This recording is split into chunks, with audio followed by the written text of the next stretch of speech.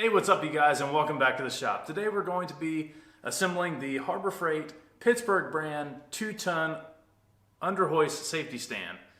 That's a mouthful. I hope you enjoy it. It's going to be a little 15-minute video of how to put one together, what I like about them, what I don't like about them, hopefully kind of entertain and inform along the way. So here we go. Let's get busy. Alright, so as with any Harbor Freight purchase, you always want to use your 20% off coupon, and they are valid for this, believe it or not. I know some stuff is excluded, but the Pittsburgh brand in and of itself isn't, and I forget what I picked these up for, but it was 20% off. I probably wouldn't buy them if I didn't get the 20% off. Not that they're terribly expensive either way, but it's just, let's see,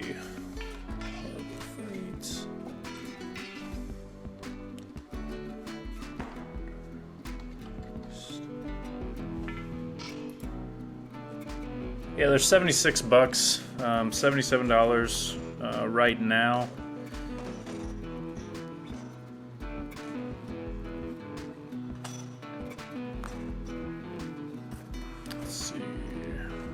So I picked them up for $65 a piece before tax.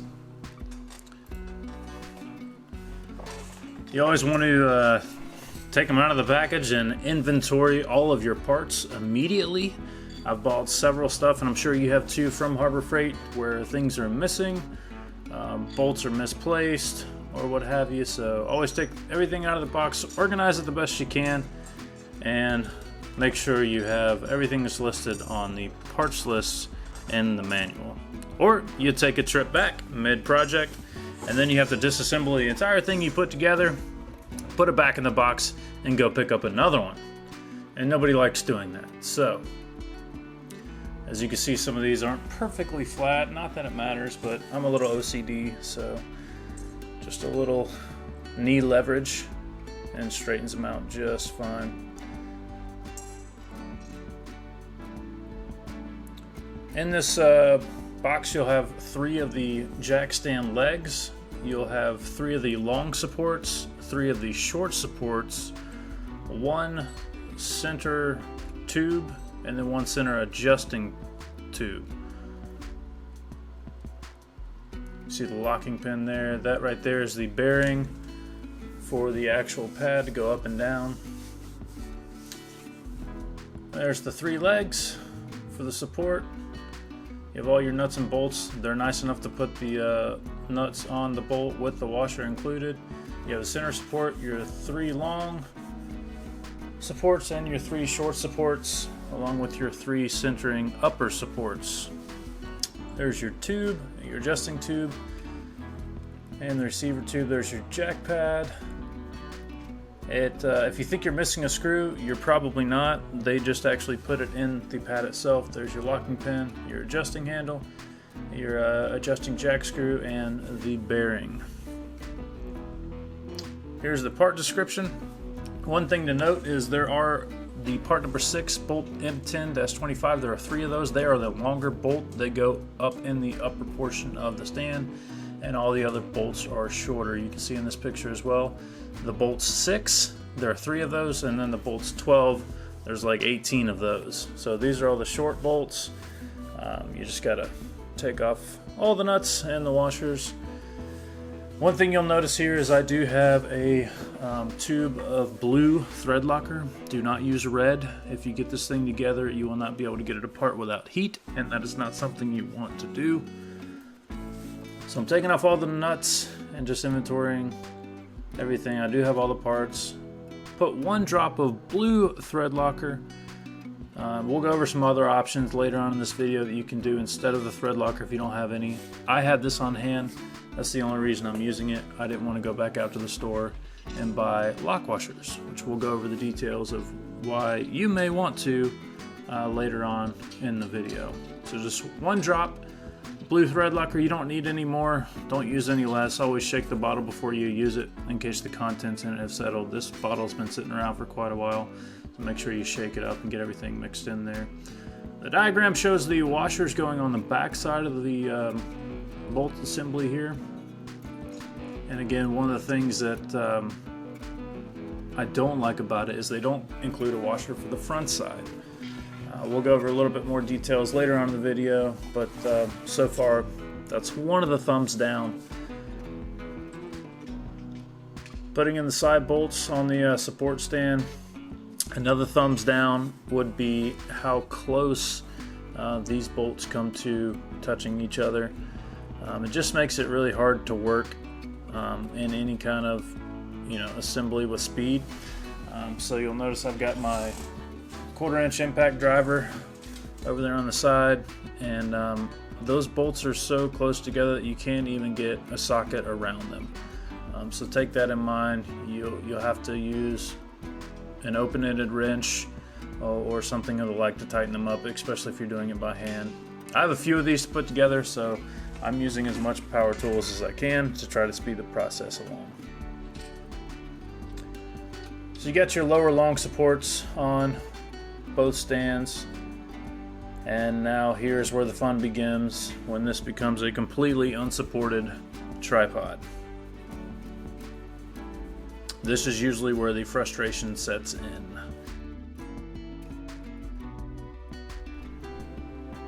One important thing to note here is I am just finger tightening everything. I'm not cranking anything down, I'm not torquing anything, so just as we put the bolts into these pieces, just get them in place and maybe snug them, but don't tighten them down. We'll do that at a later step.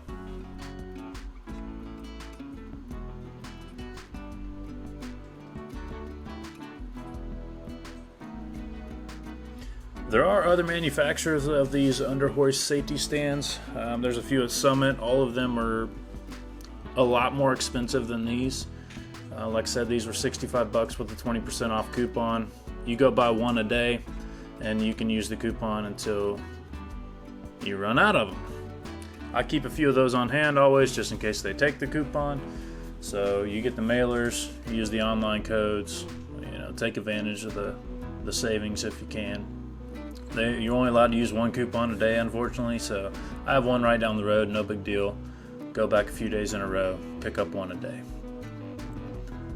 If you get the other versions, most of them are double the price. They're around $115 to $150, and they're no better. They're not really any more quality manufactured than these, so there's no real advantage to getting it. The only other advantage would be if you got a completely welded one, instead of one that uses bolts and nuts like these. You can have the argument of safety and things like that from the bolted versus welded. I think the strength is there either way. The difference in cost on the welded ones versus the ones that are using the bolts like these is obviously the manufacturer's cost of shipping. If it's already assembled, they got to ship it in a bigger box, which means less on a container ship. Coming from Korea, Japan, or China, where all this stuff is made anyway, so they have to make that cost up somewhere, and you end up being that end user profitability. So if they got to put a bigger box, you pay a bigger price.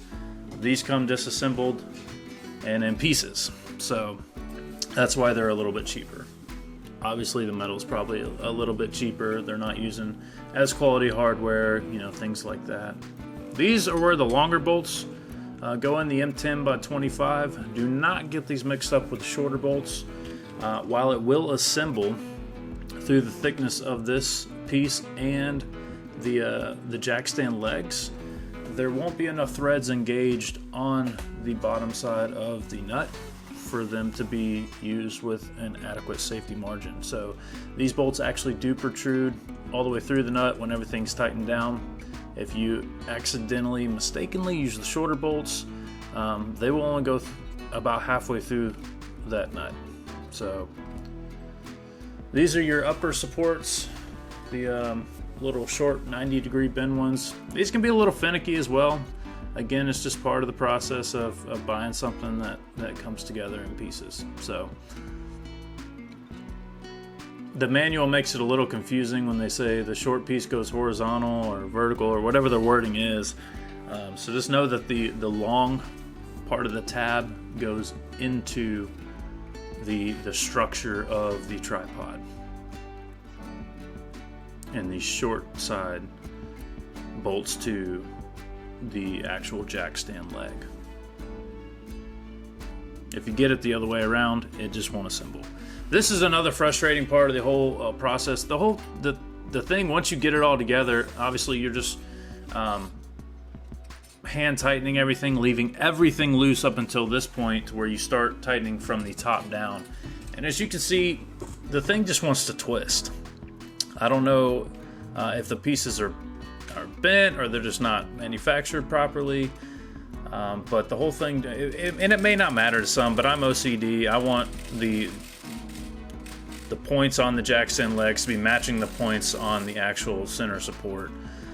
It may not matter to you, and it may not be, it may be designed that way, and I may be screwing it up here. So if I am, leave a comment below. Tell me how stupid I am.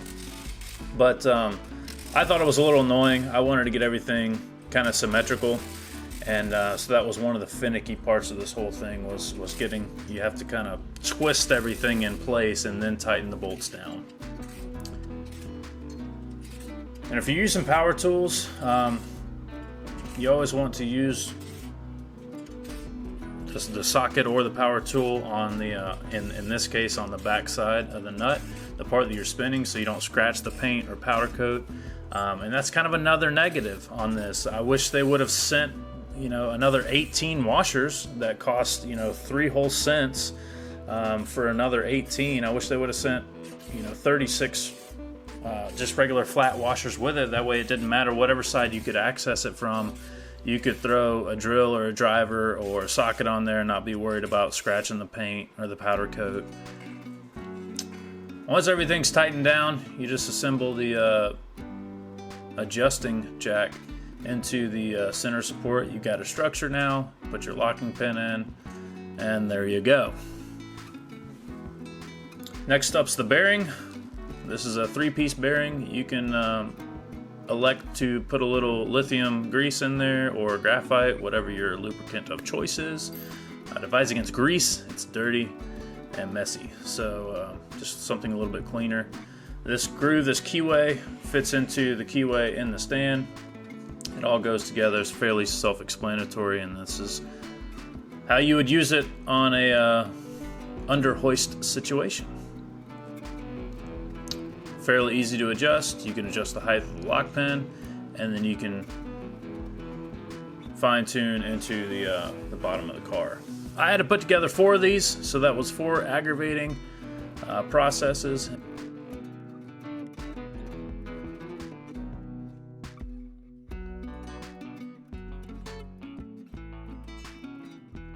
And this is just kind of going over the final assembly.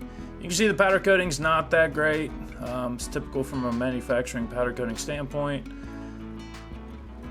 can see the floorboards in the background. That's kind of why I bought all these, was to be able to support the car or the body without the lift arms being in the way. Here's kind of going over some of those scratches. Like I said before, if they would have just included another set of 18 washers, you could have scratched the washer instead of scratching the powder coat. Not that it matters either way. Once they're together, they're probably never coming apart again. So it's just something to make it look a little better. I think that was kind of a cheap oversight, but you get what you pay for. So I could have gone out and bought another set of washers for a couple bucks at Home Depot or Lowe's or Ace hardware store or something. And obviously I was too lazy to do that. So I wanted to get these things together with the hardware they came with, and that's what we used. Here's one of the frustrating parts of it. Like I said, using the blue thread locker. If they would have just included some lock washers, or you can go out and buy a set of lock washers that fit these M10 bolts, then you wouldn't have to go through the process of using thread locker at all, and you would have no fear of these things loosening up on you in the future. Again, just showing the tight, close proximity they are to the other bolts. You can't get a socket in there, so if they would have built it with a little bit wider 90-degree piece of angle iron, maybe there'd be a little bit more room in there. This is just kind of showing The parts diagram again, you know, don't forget those long M10 by 25 bolts go in the upper carriage, and the rest of them go in there. Again, this is just kind of reiterating. If they would have included, you know, 18 lock washers and 18 additional flat washers for a total of 36 flat washers, that would have been great. All right, guys, well, there you have it. That was the assembly of the Harbor Freight Pittsburgh brand 2-ton under-hoist safety stand. I need a few of those put together. As you saw in the background, we're going to be doing some floorboards in the Datsun 280Z, and I always want to be as safe as possible, so we're going to set one of those up in each corner underneath the lift so that we can remove the lift arms out of the way and we can actually cut those floorboards out. If you want to see that video, please hit subscribe, and we will be posting that work shortly. If you like the way that I put these things together and you were entertained or informed by it, please click like. Comment below if you have a better way to do it so that the other people who watch this video can learn from my apparent mistakes and or methods of assembly. Once again, we appreciate you watching. Always like, comment, and subscribe, and we'll see you next time.